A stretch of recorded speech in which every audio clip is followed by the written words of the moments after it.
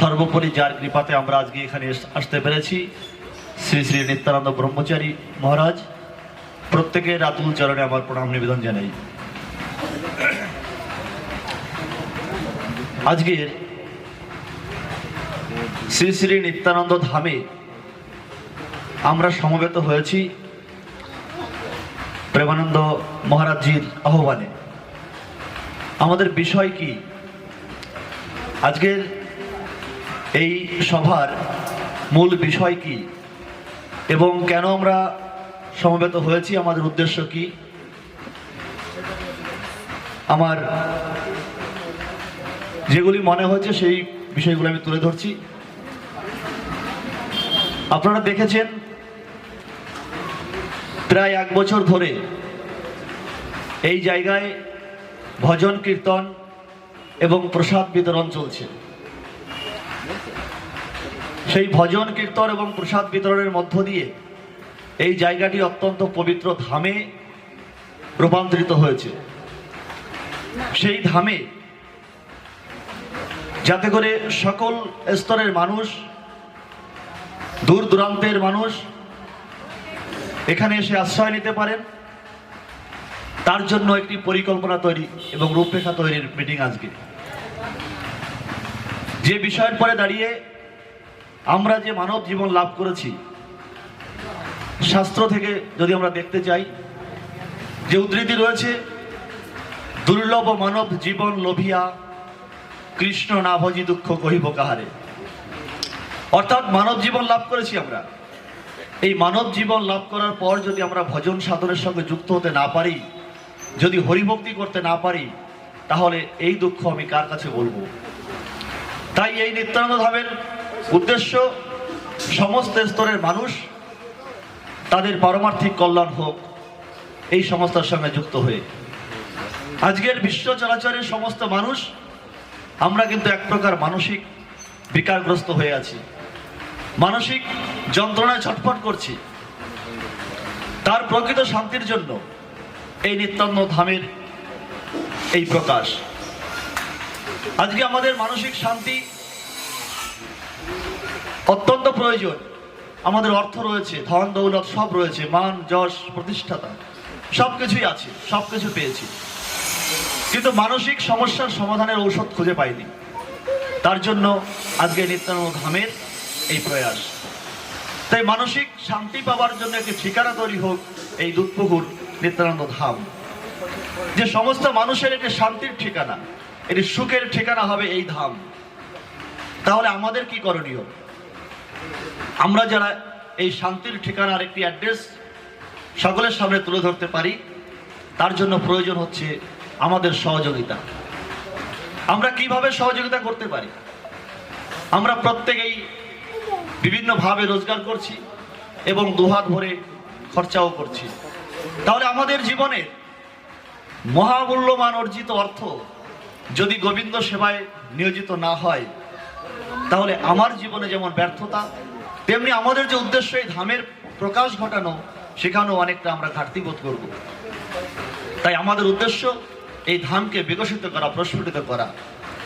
আমরা জানি যে ধামের সাধু মহারাজরা তারা নাম কীর্তন করেন এবং এর পাশাপাশি একটি প্রচারও আছে যে ভজন সাধন বা এই কপালে তিলক লাগিয়ে গলায় মালা পরে যারা ঘোরে, এরা বোধহয় অন্ধভক্ত এবং মূর্খ, হত দরিদ্র। কিন্তু না, ইতিহাস তার সাক্ষী বারবার দিয়েছে যে প্রকৃত যারা জ্ঞানী সুমেধা সম্পন্ন মানুষ, সুমেধা সম্পন্ন মানুষই হরিভজন করেন এবং অল্প জ্ঞানী মানুষেরা তারা ভগবানকে জানতে পারেন না, তারা অনেক দূরে দূরে থাকে, তারাই সমালোচনা করেন।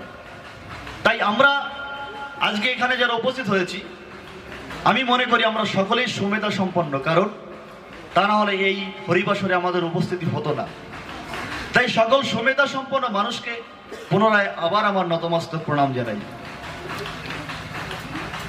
মহাপ্রভু বলছেন, পৃথিবীতে আছে যত নগরাদি গ্রাম, সর্বত্র প্রচারিত হইবে মোর নাম। মহাপ্রভু কি চেয়েছিলেন? মহাপ্রভু এটাই চেয়েছিলেন যে প্রত্যেকটি গ্রামে গঞ্জে বাড়ি বাড়িতে মন্দির গড়ে উঠুক, কৃষ্ণ নাম হোক, হরিনাম হোক, এবং সেই নামের প্রভাবে মানুষের যে প্রকৃত সমস্যার সমাধান খুঁজে পাবে। তাই তো লীলামৃতও বলছেন, আজকে আমরা যারা মতুয়া সম্প্রদায়ের মধ্যে আছি, আমরা লীলামৃতেরও আমরা সেই অক্ষরটি লেখা আছে যে বাড়ি বাড়িতে অর্থাৎ গৃহে হরি মন্দির হোক। তাহলে হরি মন্দির মানে কি? একটি বিশাল বিল্ডিং তা নয়, প্রত্যেকটি মানুষের হৃদয়ের মধ্যে মন্দির হোক। আপনার যে মন রয়েছে, আমার যে মন রয়েছে, সেই মন কখন ধীর হবে, আর সেই মন যখন ধীর হবে তখনই হরি মন্দির স্থাপন হবে। আর সেই মন ধীর করবার জন্য একটি প্রশিক্ষণ কেন্দ্র বা স্কুল প্রয়োজন, একটি শিক্ষা কেন্দ্রের প্রয়োজন। সেই শিক্ষা কেন্দ্রটি হচ্ছে নিত্যানন্দ ধাম। যেমন আপনি ডাক্তারি পড়তে গেলে আপনি বড় ডাক্তার হবেন সেই ডাক্তারি স্কুলে গেলে, ল পড়তে গেলে আপনি উকিল হবেন, ইঞ্জিনিয়ারিং কলেজে ভর্তি হলে আপনি ইঞ্জিনিয়ার হবেন। তেমনি ভালো ভক্ত হতে গেলে আপনাকে পারমার্থিক কলেজে ভর্তি হতে হবে। সেই পারমার্থিক স্কুল বা কলেজটি হচ্ছে এই নিত্যানন্দ ধাম। তাই আমাদের মানব জীবনের প্রকৃত সমস্যার সমাধান যদি বের করতে হয় এবং তার সমাধান যদি আনতে হয়, আমাদের এই আশ্রমের সঙ্গে যুক্ত হওয়া উচিত। এই আশ্রম হচ্ছে আমাদের মানব জীবনের কল্যাণের জন্য একটি সুন্দর শিক্ষা কেন্দ্র। আর এই শিক্ষা কেন্দ্রের সঙ্গে যুক্ত হয়ে আমার পরিবার সুখী পরিবার, আমার সমাজ সমৃদ্ধশালী সুখী সমাজ আমরা গড়ে তুলতে পারি। আমাদের রাজনৈতিক পরিভাষায় বিভিন্ন নেতা মন্ত্রী বিভিন্ন রকম দল তারা প্রতিশ্রুতি দেয় সমাজে শান্তি চাই, কিন্তু প্রকৃত শান্তি আনতে গেলে কি প্রয়োজন? সেই শিক্ষা কিন্তু রাজনৈতিক দল দেয় না। তাই প্রকৃত শিক্ষা, প্রকৃত শান্তি পাওয়ার জন্য যে শিক্ষা, সেই শিক্ষাটি কিন্তু আজকের সমাজে মহারাজগণরা দেন। আমাদের গীতা ভাগবত যে শাস্ত্র গ্রন্থ রয়েছে, সেই শাস্ত্র গ্রন্থ থেকে আমরা সেই প্রকৃত শিক্ষাটি পাই। তাই শাস্ত্র গ্রন্থকে পাথেয় করে গড়ে উঠুক এই নিত্যানন্দ ধাম, এই প্রয়াস আজকের এই মিটিংয়ের। তাই তো বিভিন্ন মুনিগণ বলছেন, সাধু গুরু শাস্ত্র হৃদয়ে করিয়া ঐক্য আর না করিও মনে আশা। অর্থাৎ সাধু যে কথাটি বলবেন, যেমন আমাদের আজকে প্রেমানন্দ ব্রহ্মচারী আমাদের মধ্যমণি, উনি যে কথাগুলি বলবেন সেই কথাগুলি ওনার গুরুদেবও বলবেন, এবং ওনার গুরুদেবের কথাগুলি শাস্ত্র থেকে অর্থাৎ গ্রন্থ থেকে আসবে। তাই এই সরল রেখায় যখন আমরা চলতে পারবো তখন প্রকৃত শান্তি খুঁজে পাবো। সাধু গুরু শাস্ত্র হৃদয়ে করিয়া ঐক্য আর না করিয়া মনে আশা। তাই আমরা মানব জীবন লাভ করেছি, আমরা চাই এরকম একটি সরল রেখার সঙ্গে যুক্ত হতে, যে সরল রেখার সঙ্গে যুক্ত হয়ে আমাদের মানব জীবনের প্রকৃত সমস্যার সমাধানটি খুঁজে পাবো। আমরা অনেকেই বিভ্রান্ত যে প্রকৃত শান্তি কোথায়। আমার পূর্ববর্তী বক্তা সভাপতি শ্যামরঞ্জন ঢালি বলেছেন যে আমরা বিভিন্নভাবে ভজন সাধন করছি, কিন্তু আমাদের যিনি পথপ্রদর্শক উনি কেন বিভিন্ন রকম রোগের দ্বারা আক্রান্ত হচ্ছেন। আমি পুনরাবৃত্তি করব না, কারণ সময়ের মধ্যে আমাদের প্রোগ্রাম সমাপ্ত করতে হবে। তাহলে আমাদের উদ্দেশ্য হচ্ছে, আপনি যে ভাবে জীবনযাপন করছেন, আপনার যেমন একজন বাড়ির গার্জিয়ান আছে, আপনার যেমন একজন মালিক আছে, তেমনি এই বিশ্ব চরাচরের এই ব্রহ্মাণ্ডের একজন মালিক আছেন। সেই মালিকের সঙ্গে সংযোগ তৈরি করা। তাই তো শাস্ত্র বলছে, জীবের স্বরূপ হয় কৃষ্ণ নিত্য দাস, করিলে এই বিশ্বাস আর তো দুঃখ নাই। তাহলে দুঃখ কখন চলে যাবে আমার জীবন থেকে? যখন আপনার আমার মনের মধ্যে এই বিশ্বাস আসবে যে জীবের স্বরূপ হয়, অর্থাৎ আমার স্বরূপ হচ্ছে আমি কৃষ্ণের নিত্য দাস। তাহলে এই নিত্য দাস অর্থাৎ সেবক সেবিকা তৈরি করা। তাই ভালো ভক্ত তৈরি হতে হবে, আর ভালো ভক্ত যখন তৈরি হব তখন ভালো মন মানসিকতা, ভালো চিন্তা ভাবনার উদয় হবে। আর সেই উদারতার মধ্য দিয়ে সেই সুগঠিত মনোভাবকে গুরুদেব প্রকাশ দেবের গুরুদেব কৃপা বলে আমাদের গোবিন্দের সঙ্গে সম্পর্ক তৈরি করবেন। এটি হচ্ছে গুরু পরম্পরা ধারা। তাই আমরা সকলেই কম বেশি দীক্ষার সঙ্গে যুক্ত, দীক্ষা নিয়েছি, শিক্ষা নিয়েছি, কিন্তু এই জ্ঞানটিকে আমাদের ভালো করে প্রশিক্ষণ করবার জন্য একটি সাধু সঙ্গের প্রয়োজন। তাই নির্দিষ্ট সাধু সঙ্গ পাওয়ার জন্য আমাদের মন্দির প্রয়োজন। সেই মন্দিরটি হচ্ছে নিত্যানন্দ ধাম। কারণ সাধু সঙ্গ সর্বসিদ্ধি হয়। কি বলছেন? সাধু সঙ্গ, এই লবমাত্র সাধু সঙ্গে সর্বসিদ্ধি হয়। কিঞ্চিত পরিমাণ সাধু সঙ্গের প্রভাবে আপনার আমার জীবনের পাপপঙ্কিল জীবন থেকে আমরা পরিবর্তনের রাস্তা খুঁজে পেতে পারি। আমরা এখানে সমবেত হয়েছি, এখানে আপনারা সমাজের বিভিন্ন সম্মানীয় ব্যক্তিবর্গরা এসেছেন, বিভিন্ন পদ বিভিন্ন পোস্ট আপনারা হোল্ড করছেন, আপনারা বিভিন্ন শিক্ষায় সুশিক্ষায় শিক্ষিত, অর্থে অর্থবান, ভগবান আপনাদের অর্থ দিয়েছেন, কিন্তু আমরা জানি না এই অর্থ কিভাবে আমরা প্রয়োগ করব মানব জীবনে। আমাদের টাকার অভাব নেই, আমরা টাকা জীবনে পেয়েছি, আমাদের ব্যাংক ব্যালেন্স রয়েছে, আমাদের ক্যাশ টাকা রয়েছে, কালো টাকা হয়ে যাচ্ছে, কিন্তু আমরা সরকারকে ট্যাক্স দিয়ে যেমন টাকাকে সাদা করি, তেমনি আমাদের যে অর্থ, এই অর্থ যদি গোবিন্দ সেবায় না নিয়োজিত হয় তাহলে সেই অর্থ হয় অনর্থ। যেমন টাকার ব্যবহার যদি আমরা না জানি, টাকা TAKA টাকা, এর ব্যবহার যদি না জানি তাহলে উল্টে যাবে আমার জীবনে। কি হবে? KATA কি হয় বাবা? কাটা। তাই টাকার ব্যবহারটা আমাদের শিখতে হবে, সেই শিক্ষা দেবে আমাদের নিত্যানন্দ ধাম, যে টাকা আমরা কিভাবে ব্যবহার করব। এই টাকার ব্যবহার যদি আমরা না করতে পারি, এই টাকা কিভাবে ব্যবহার করতে হয় না জানতে পারি, তাহলে মানব জীবনে টাকা হয়ে যাবে কাটা রূপে। তাই তো সমাজে এত মারামারি, হানাহানি, এত রক্তক্ষয়ী সংগ্রাম। তাই টাকার ব্যবহার মানব জীবনের শিক্ষার মূল কেন্দ্র হোক এই নিত্যানন্দ ধাম। তাই আপনাদের অর্জিত অর্থ আপনারা কিভাবে প্রয়োগ করবেন তার শিক্ষাটি পাবেন এখান থেকে। তাই বিভিন্ন মুনি ঋষিরা কি বলেছেন, বিভিন্ন কবি সাহিত্যিক দার্শনিকরা কি বলেছেন, এই ভক্তি সম্পর্কে, ধর্ম সম্পর্কে আমাদের জানা প্রয়োজন। কারণ আজকের সমাজ, আপনার ঘরের ছেলেমেয়েরা, তারা মনে করে আমরা সুশিক্ষায় শিক্ষিত হচ্ছি, আমরা মালা পরবো না, তিলক পরবো না, আমরা ধুতি পরবো না, আমরা শুটকোট টাই পরে আমরা সমাজে প্রতিষ্ঠিত হব, এটাই আমাদের পরিচয় হোক, আমরা স্বদেশী বস্ত্র এবং স্বদেশী শিক্ষাকে বর্জন করব, এটাই তো সমাজে হচ্ছে এখন। তাই আজকে বিভিন্ন সাহিত্যিক, দার্শনিক, বৈজ্ঞানিক, তাদের কিছু উদ্ধৃতি আমাদের জানবার প্রয়োজন আছে আমি মনে করি। কারণ আমরা সকলেই জানি ভক্তি করে তারাই যারা হতদরিদ্র, মূর্খ, যারা বিভিন্ন ভাবে অশিক্ষিত, তারাই একমাত্র নাম গান করে। সমাজে প্রচলন আছে এই কথাটি, কিন্তু এক একজন সাধুদের ডিগ্রি দেখলে আপনারা হয়তো চমকে যাবেন। আমাদের প্রেমানন্দ মহারাজজি কত বড় সুশিক্ষায় শিক্ষিত, আমরা অনেকেই জানি, অনেকে জানি না। এবং বিজ্ঞানীরা কি বলছেন দেখুন, যার কৃপা লাভের জন্য সারা বিশ্ব পাগল, যার সুধামৃত পানে আপামর জনসাধারণ পরিতৃপ্ত, যাকে দর্শন করলে শুদ্ধ ভক্তির উদয় হয়, কলিযুগের পাবনতার ভগবান শ্রীকৃষ্ণ চৈতন্য সম্পর্কে রবীন্দ্রনাথ কি বলছেন দেখুন। যে রবীন্দ্রনাথের কবিতার উপরে, ছন্দের উপরে আমরা PhD করছি, ডিগ্রি করছি, সেই রবীন্দ্রনাথ কি বলছেন, আমাদের মধ্য হইতেই তো চৈতন্য জন্মিয়াছিলেন, তিনি বিস্মিত মানব প্রেমের বঙ্গভূমিকে জ্যোতির্ময়ী করিয়া তুলিয়াছেন। আমরা বিবেকানন্দ সম্পর্কে রচনা লিখি, আমরা বিবেকানন্দের উদ্ধৃতি দিয়ে বলি গীতা পাঠ থেকে ফুটবল খেলা ভালো, কিন্তু বিবেকানন্দ কি বলেছেন, যেখানে এক বিন্দু যথার্থ ভক্তি দৃষ্টিগোচর হইবে, সেখানেই বুঝিতে হইবে উহা নদিয়া কেশরী, অর্থাৎ শ্রী গৌরাঙ্গের প্রেম প্রণয়ের মহাত্মা কণিকা। গৌরাঙ্গ মহাপ্রভু সম্পর্কে বলেছেন। আমরা চিত্তরঞ্জন দাসের নাম শুনেছি। চিত্তরঞ্জন দাস বলছেন, আমার জীবনে পরিবর্তন এনেছেন শ্রী গৌরাঙ্গ দেব। শ্রী গৌরাঙ্গ দেবের আত্মহারা প্রেমমূর্তি আমার সব কুসংস্কার, সব দোষ দূর করে দিয়েছে ও দিচ্ছে। দেখুন বড় বড় জ্ঞানীরা কি বলছেন, বিজ্ঞানীরা কি বলছেন, যাদের শিক্ষায় আমরা বই পড়ে আজকে সুশিক্ষিত হচ্ছি, ওনাদের উদ্ধৃতি। অথচ আমরা ধর্মটাকে বাদ দিয়ে জাগতিক সংসারের জাগতিক শিক্ষা নিয়ে আমরা এগিয়ে যাচ্ছি। কবি নজরুল ইসলাম কি বলেছেন, ওরে বনচোরা ঠাকুর এলো রসের নদী আয়, তোরা দেখবি যদি আয়।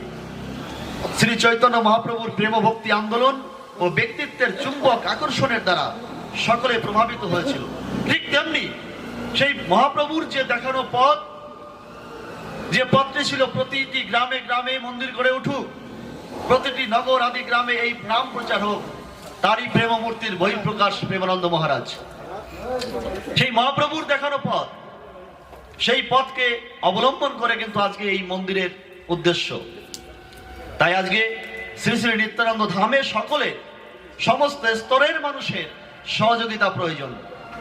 কারণ এই সহযোগিতা যদি আমরা না করি তাহলে আমরা একটি জিজ্ঞাসা চিহ্ন এসে যাবে। কি জিজ্ঞাসা চিহ্ন? শ্রীমদ্ ভাগবতে বলছেন, বহুনাম জন্মানাম অন্তে জ্ঞানবানং মা প্রপদ্যতে বাসুদেব সর্বম ইতি স মহাত্মা সুদুর্লভ।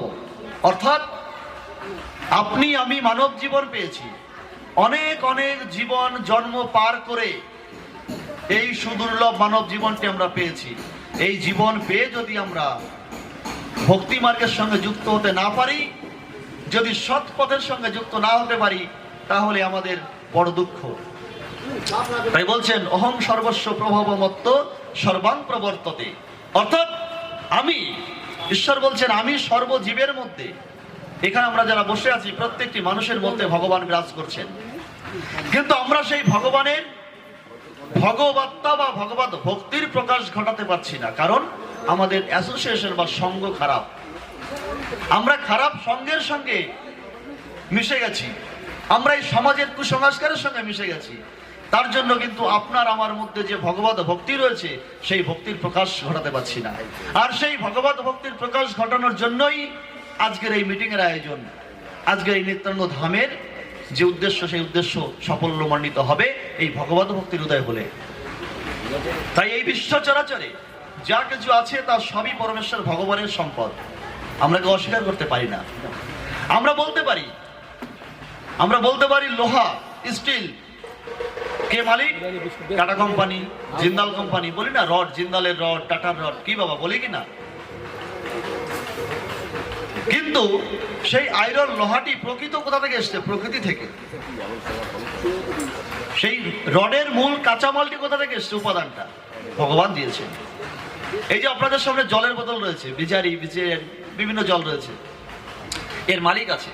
কিন্তু প্রকৃত এই উপাদান, এই জলটি কোথা থেকে এসছে? প্রকৃতি থেকে আসছে। তাহলে এইভাবে যদি আপনারা একটু ডিপলি বিচার করেন যে প্রকৃত এই যা কিছু আছে এই জগৎ সংসারে, তার মূল মালিককে, সবকিছুর ঊর্ধ্বে বিচার করতে গেলে মূল মালিক খুঁজে পাবেন ঈশ্বর পরম কৃষ্ণ সচ্চিদানন্দ বিগ্রহ অনাদির আদির গোবিন্দ সর্বকারণ কারণম। সমস্ত কিছুর পরম কারণ হচ্ছেন এই গোবিন্দ। তাহলে আমরা কি করি? আমরা জল পান করছি, তার বিল দিচ্ছি। ইলেকট্রিক ঘরে বাল্ব জ্বালাচ্ছি, ইলেকট্রিক বিল দিচ্ছি। কিন্তু প্রকৃত পাওয়ার ব্যাংক, প্রকৃত জলের সাপ্লাই যে মা গঙ্গা দিচ্ছেন, আমরা তাদের সেবা করি না, তাদের বিল দিই না। আমরা জমি কিনে নিচ্ছি, এই এত বিঘা জমির মালিক আমি, এই মাঠের জমি সব আমার। কিন্তু প্রকৃত জমির মালিক বসুমাতা, তাকে কিন্তু আমরা কোনো ট্যাক্স বা জমির দাম দিই না। তাই সেই প্রকৃত মালিককে কিছু দান বা কিছু সাহায্য বা কিছু ট্যাক্স দেওয়ার জন্য একটি সিস্টেম চালু করা হয়েছে। সেটি হচ্ছে বিভিন্ন জায়গায় গড়ে উঠছে মঠ মন্দির। যে আপনি কি করবেন? আপনি জলের দাম দিতে পারছেন না মা গঙ্গাকে, সেই রাস্তা আপনার নেই। আপনি সাধু সেবার মধ্য দিয়ে অন্নদান করবেন, সেই অন্নদানের মধ্যে জল দান হয়ে গেল। আপনি মন্দির নির্মাণে দান করুন, সেই মন্দির নির্মাণের মধ্য দিয়ে আপনি প্রকৃতির যে পাহাড় পর্বত অর্থাৎ সিমেন্ট বালি যা কিছু এসছে প্রকৃতি থেকে, তার মূল্যটা দিলেন। তো এইভাবে আপনি যদি বুদ্ধিমত্তার সঙ্গে বিচার করেন যে আমি প্রকৃতির মূল্যটি কিভাবে দিতে পারি, সেটি হচ্ছে একমাত্র সাধু সেবা। তাই তো বলছেন ছাড়িয়া বৈষ্ণব সেবা নিস্তার পাইয়াছে কেবা। তাই প্রকৃত সাধু সেবার মধ্য দিয়ে, প্রকৃত মঠ মন্দিরে দান করার মধ্য দিয়ে আমরা এই প্রকৃতির থেকে যত যে পরিমাণ আমরা বেনিফিট নিচ্ছি, তার কিঞ্চিত পরিমাণ ঋণ শোধ করা হয়। যেমন আমরা একটা কোনো মুমূর্ষ রোগীকে অক্সিজেন দিতে হয়, অক্সিজেনের বিল দিতে হয়, হ্যাঁ কি না? কিন্তু সেই অক্সিজেনের বিল, প্রকৃত যে অক্সিজেনটা আমরা পাচ্ছি প্রকৃতি থেকে, কত অক্সিজেন পাচ্ছেন এখন? একটি মানুষ সারাদিন কত অক্সিজেন নেয়, এর বিল কোথায় আমরা পরিশোধ করি? কোথাও করতে পারি না। তাই এই সমস্ত বিলগুলোকে পরিশোধ করতে হবে, না হলে এই মানব জীবন কিন্তু একটা জিজ্ঞাসা চিহ্ন এসে যাবে। আপনার যত টাকা থাকুক না কেন, আপনার জীবনে টাকার উল্টোটা হয়ে কাটা হয়ে আসবে। তাই এই টাকাগুলোকে প্রকৃতির কিছু কিছু ঋণ শোধ করুন। সেই প্রকৃতির কিছু ঋণ শোধ করবার পদ্ধতি হচ্ছে নিত্যানন্দ ধাম, বা এরকম ভারতবর্ষে প্রচুর মঠ মন্দির আছে। এইভাবে আপনারা দান করুন সেই মঠ মন্দিরে। আপনাদের টেবিলে একটি করে কাগজ দেওয়া হয়েছে, দেখুন আজকে আমাদের প্রেমানন্দ বাবাজি একটি সুযোগ দিয়েছেন যে আপনারা কিভাবে দান করবেন। আপনার সামর্থ্য অনুযায়ী আপনি দান করতে পারেন। যে এত বড় মন্দির, এই মন্দির নির্মাণ হবে, এই মন্দিরের নির্মাণের মধ্য দিয়ে আপনাদের প্রকৃতির ঋণ শোধ করতে পারেন। তারপর কি বলছেন? লুই পাস্তুরের নাম শুনেছেন? বিজ্ঞানী লুই পাস্তুর। বিজ্ঞানী বলছেন অল্প বিজ্ঞান মানুষকে ভগবান থেকে দূরে সরিয়ে দেয়, অল্প বিজ্ঞান মানুষকে ভগবান থেকে দূরে সরিয়ে রাখে, বিজ্ঞানী লুই পাস্তুর বলছেন। অথচ আমরা লুই পাস্তুরের সূত্র নিয়ে আমরা বিদ্বান হচ্ছি, পড়াশোনা করে ডিগ্রি পিএইচডি করছি, আমরা ভগবানকে ভুলে যাচ্ছি ডিগ্রি পাওয়ার পরে।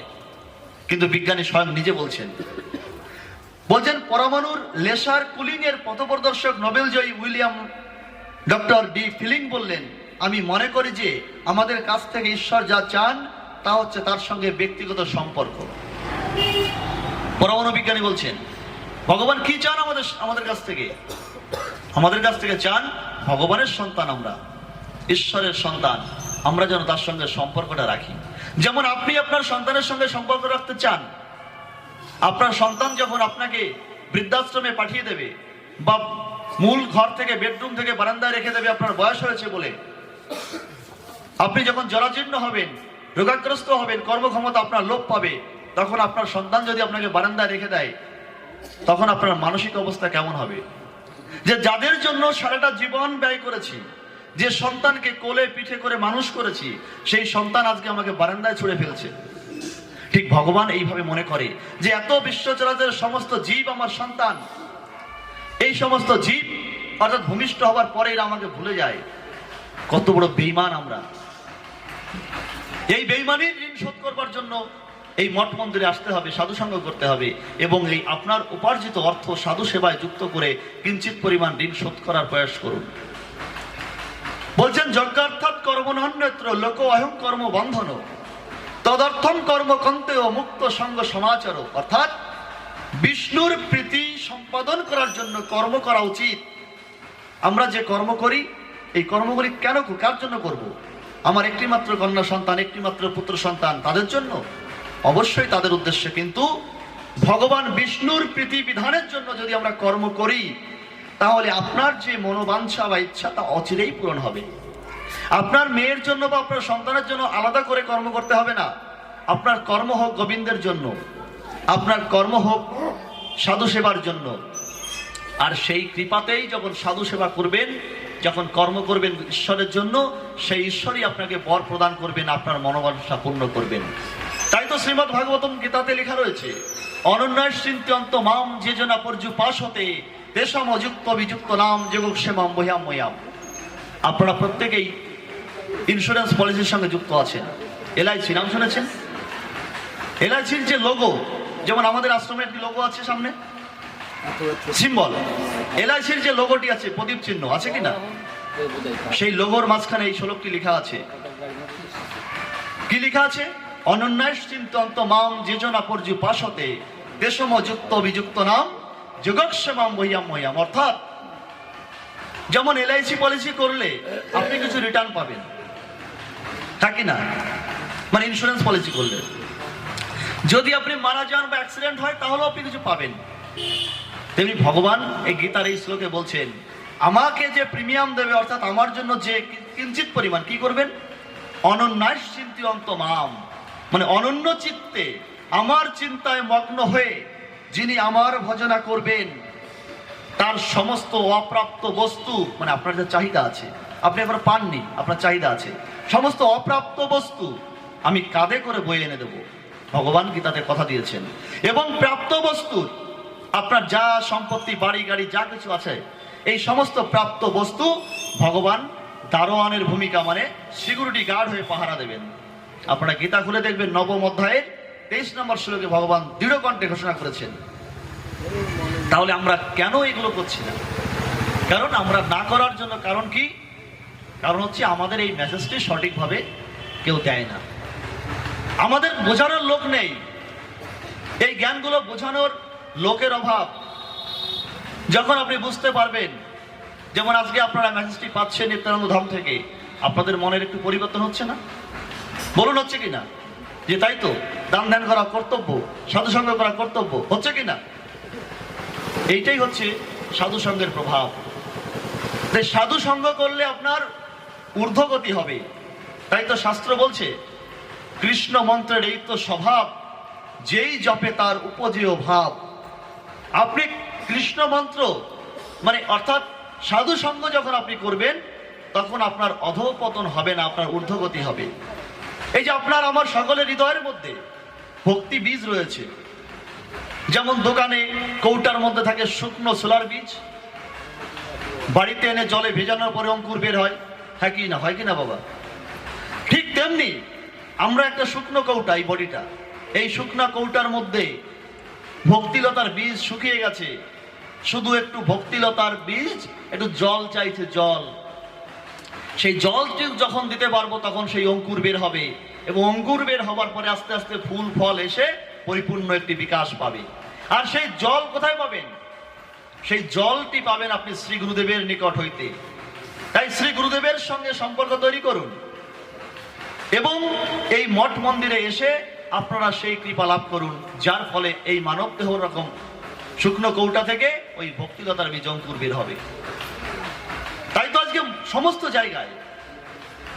জায়গায় আজকে দেখবেন, আর বিভিন্ন মঠ মন্দির দেখবেন, যারা মাথা মুন্ডল করে পিছনে শিখা রেখে ঘুরছে ধুতি পরে, আমরা দূর থেকে ভাবতে পারি অশিক্ষিত, মূর্খ, বর্বর, কিন্তু না।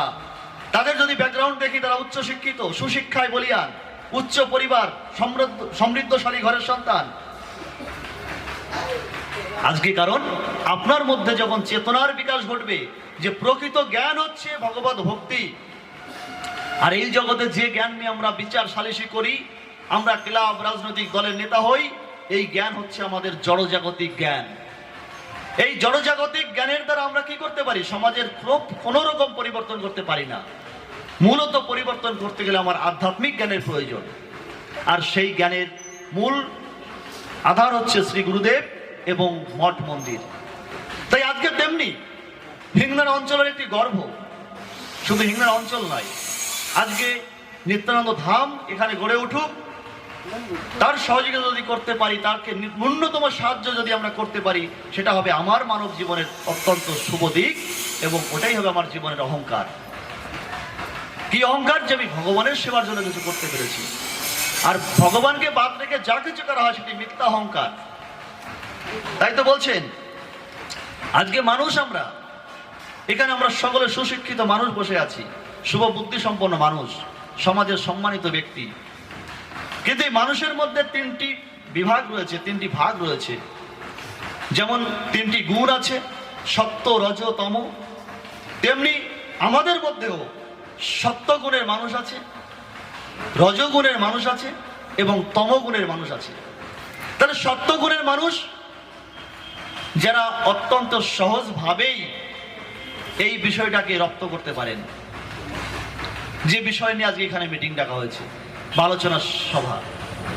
রজগুণের মানুষ তারা একটু ধীরে ধীরে বুঝতে পারে, এবং তাদের বিভিন্ন জিজ্ঞাসা থাকে, প্রশ্ন থাকে, মানে রাজসিক ভাব। আর যারা তমগুণের মানুষ, তারা এই সাবজেক্টটাকে সহজে নিতে পারে না, তারা ঘুমিয়ে কাটাবে। তাই আজকে আমাদের কি হতে হবে? তাই মানুষের মধ্যে শ্রেষ্ঠ মানুষ হতে গেলে সত্যগুণে অবস্থান করতে হবে। তাই আমরা এখানে যারা আছি, আমরা অবশ্যই সত্যগুণের মানুষ, কারণ তা না হলে এই টেবিলগুলো এতক্ষণ ফাঁকা হয়ে যেত।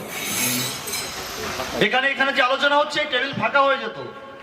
ফাঁকা হয়নি মানে বসে আছেন, মানে আপনারা সত্যগুণের মানুষ, আপনারা প্রকৃত জ্ঞান আহরণ করতে চাইছেন, এবং আপনারা সমাজে প্রচার করতে চাইছেন এই কথাগুলি। তাই আজকে আমার কাছে একটি সমীকরণ, অর্থাৎ অঙ্ক, যেমন আমরা ফর্মুলা পড়ি, শ্রীনিবাস রামানুজ, বিজ্ঞানী রামানুজের নাম তো আমরা শুনেছি, বলছেন আমার কাছে একটি সমীকরণের কোনো অর্থ নেই যদি না তা ঈশ্বরের কোনো ভগবানকে উপস্থাপন করা হয়। সমস্ত বিজ্ঞানীরা বলছে, আর আমরা তো সমাজের এক একজন এক একটা পোস্ট হোল্ড করে আছি। তাহলে আমাদের উপরে যারা রয়েছে, এই জড়জাগতিক পদগুলো হোল্ড করছে, তারা পর্যন্ত স্বীকার করেছেন ভগবানকে। কিন্তু আমরা কি করছি? আমরা অল্প বিদ্যা, দুই পাস্তুর বলছেন, অল্প বিদ্যা ভগবান থেকে দূরে সরিয়ে রাখে। তাই আমাদের এই সিস্টেমটাকে, এই প্রক্রিয়াটাকে ডেভেলপ করবার জন্য, এই প্রক্রিয়াকে আমরা সুদূর প্রসারী করবার জন্য একটি ফরম্যাট তৈরি করা হয়েছে। যে ফরম্যাটটি আপনাদের টেবিলে দেয়া আছে, আপনারা দেখুন। যে এই ফরম্যাটে প্রথম থেকে আপনারা হাতে নিন, প্রত্যেকের কাছে কাগজটি আছে, হাতে নিন। প্রত্যেকে দেওয়া আছে একটি বসিয়ার, এই ফটোটা, মন্দিরের ছবিটা সামনে হাতে নিন।